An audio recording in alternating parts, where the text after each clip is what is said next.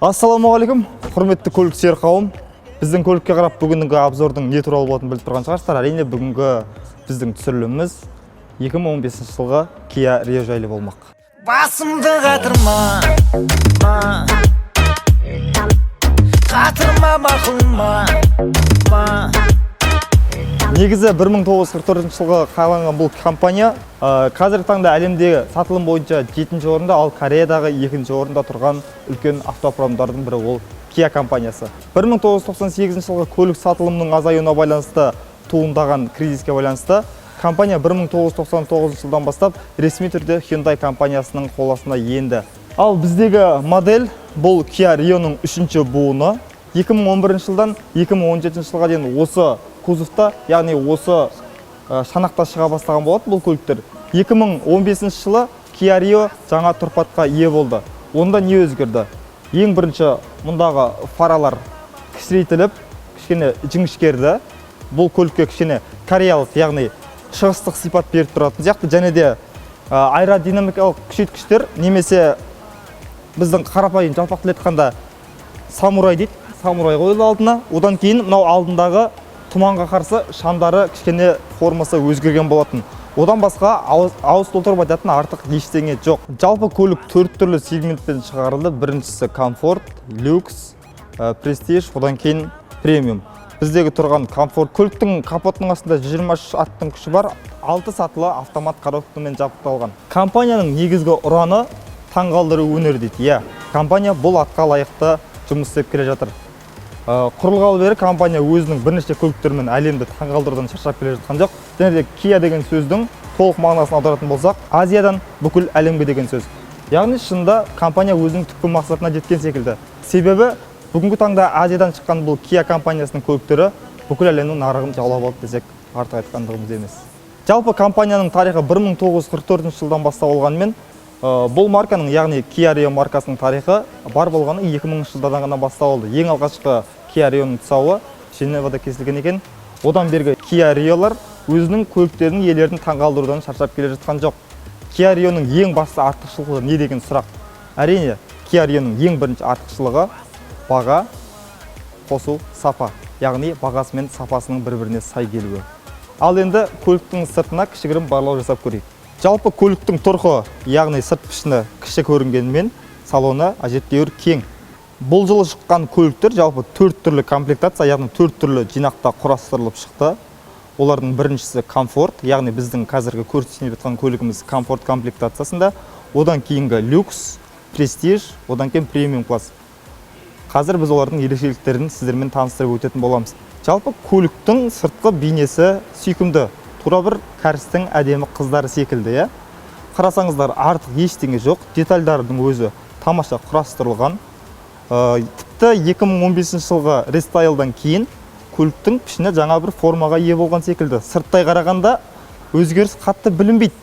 Бірақ мұқият үңілетін болсаңыз, арттағы фаралары, алдыңғы фаралары, жаңағы бампердің астында орналасқан аэродинамикалық күшейткіштер, олардың барлығы мына көліктің сыртқы сымбатының ашылуына едәуір көмектескен. Жалпы жоқтан бар жасауды осы кәрістермен жапондардан үйренген дұрыс секілді.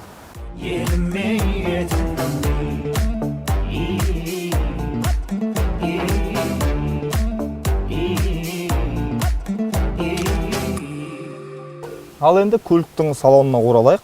Жалпы көліктің салоны басқа Kia'дағыдай өте қарапайым орналасқан. Біздегі жиынтық, базалық жиынтық, яғни біздегі жиынтықтың базалық болуына байланысты толық жинақтағы көптеген мүмкіндіктер бұл көлікке енбеген.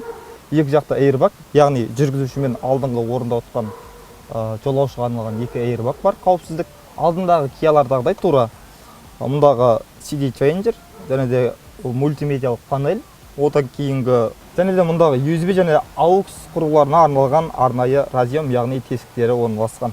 Және де жүргізуші мен алдыңғы жолаушының орындық жылытқыштары, мұндағы компактный, яғни шағын рычаг. Одан кейінгі тағы айтып өтетін не бар? Айтпақшы, бұл көліктің ішіндегі ең бірінші атап өтетін өзгешелік руль жылытқышы бар. Ал толық жиынтықты алатын болсаңыз, сіздің мынау панеліңіздің үстіне қосымша терімен тігілген панель, және де қалғандардың бәрі ешқандай өзгешелік жоқ. Айта кететін нәрсе, алдыңғы екі жүргізушіге арналған айналар электрон түрде басқарылғанымен қолмен жиылады. Біздегі комфорт комплектациясында, яғни комфорт жиынтығында жаңағы толық жиынтықтағыдай круиз контроль жоқ. Толық комплектациясының өзінде круиз контроль, яғни толық комплектациясының өзіндегі круиз контроль тек қана бір жақты болады, ал мұнда кондиционер бар, және де кондиционердің деңгейін реттегіштері, және де мынау қай жаққа қарай бағытталатын белгілетін арнайы бұрғыштары бар. Бір қуантатын нәрсесі, мұнда кнопкалар кішкене азырақ. Және де базалық комплектациясының өзінде мынандай мультируль. Артық ештеңесі жоқ. Дауыс басқарғыш, мультимедиа басқарғыш. Ортасында сигнал. Басқа не айтамыз? Бар болғаны осы. Егер сіз базалық комплектацияны алатын болсаңыз, бір нәрсеге дайын болыңыз. Ол не? Ол мұндағы электрлі айна түсіргіші. Бұл бағыт тек қана алдындағы отырған жүргізуші мен жолаушыға ғана бұйырған. Ал артта отыратын болсаңыз, амал жоқ, ваздағыдай қолыңызды дайындай беріңіз. Мынау жаңағы біз айтқан бұрғыш бойдақтарға қатты проблема шығар деп ойлаймыз. Әзіл ғой, түсінгендер түсінді. Айналайын қарағым Көліктің толық жиынтығында мұнда екі орны тұр. Арнайы эйрбагтар қойылатын. Бұл базалық комплектация болғандықтан бұл жерге ештеңе қойылмаған. Тек қана бізді бір қуантқан нәрсесі ол мұндағы 4 USB-ге арналған тыққыш, сыққыш, немесе орысша айтқанда радиондары бар. Көліктің арты айтарлықтай кең. Менің бойым енді қатты ұзында емес, қатты қысқада емес, орташа бойлы 170 сантиметрден кішкене асыңғырап тұр. Соның өзінде жақсы. Және де бір өкінішті нәрсесі, көлік 5 адамға арналғанымен көліктің артындағы мойын тірегіші 4 ғана. Ортадағы адамға комфорт қарастырылмаған. Бірақ көліктің санаты сегменті, яғни комфорт емес, эконом класстағы көлік, сондықтан бұған бір қатты көшенің тілмен айтқанда тірелмей қояйық,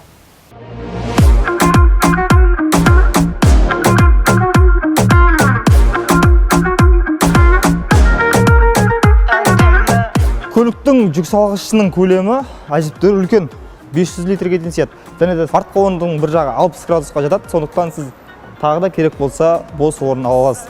Жалпы 500 литрдің өзі аз емес деп ойлаймыз.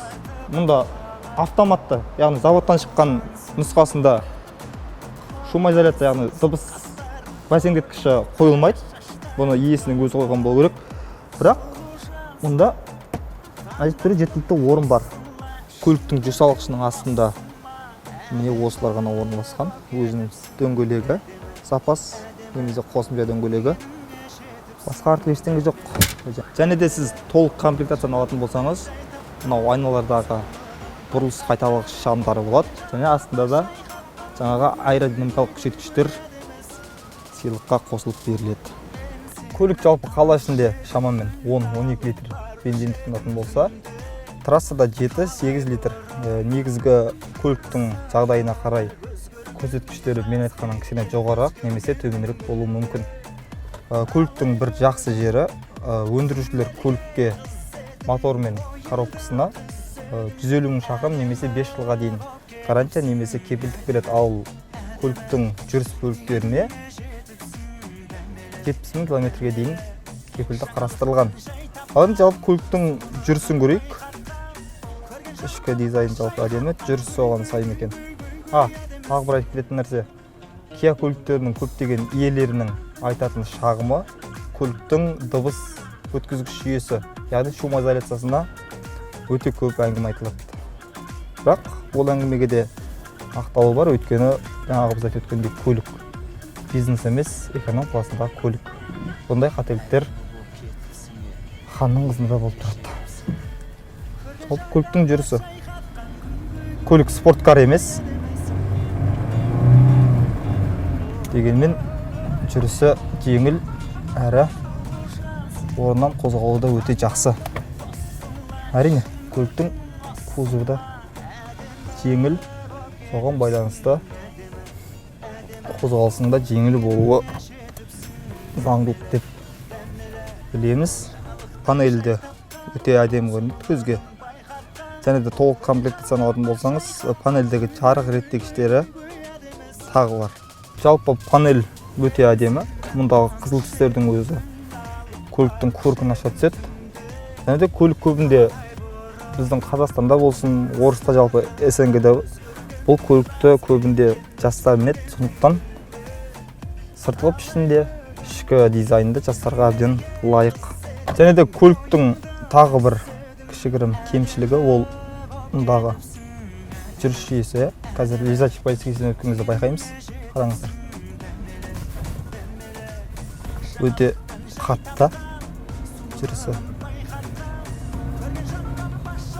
Аяқ жартас, сол жартас. Kia қанша көлік шығарса да осы ауруынан құтыла алмай қойды. Жарайды, біз де бұны байқамағансып қоя салайық.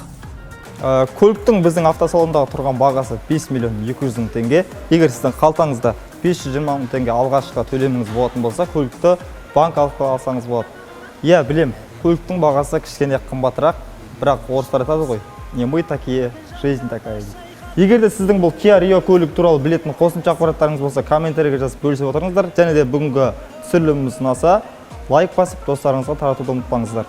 Q-Photo тұлпар сіздің автокөлік саласындағы сенімді серіктесіңіз.